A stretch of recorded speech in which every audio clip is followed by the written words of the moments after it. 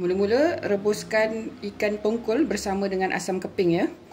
Tujuan kita rebus dengan asam keping ni sebab kita nak bagi ikan tongkol ni ada rasa. Ikan tongkol ni isi dia tebal. Jadi kita nak bagi dia rasa sampai dalam tu, kita rebus dengan asam keping dulu ya.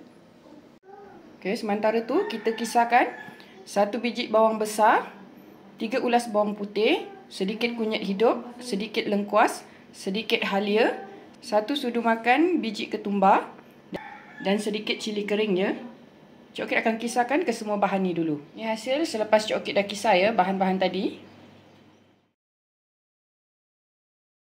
Okey, dah siap rebus, asingkan dulu ikan ni.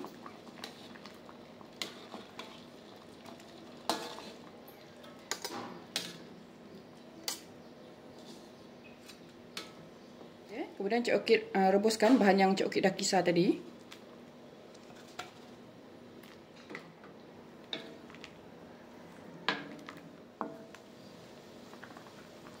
Okay, bahan dah mendidih, masukkan santan.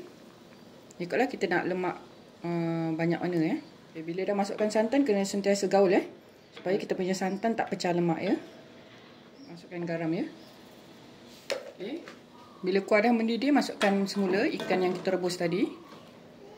Masukkan cili hijau ya. Kalau nak masukkan sayuran lain pun boleh. Masukkan bendi ke, terung ke, tak ada masalah ya. Nak masukkan timun, boleh je. Okay, kita biarkan kuah ni marinir sekejap. Biarkan ikan ni sebati dengan rasa kuah ni ya.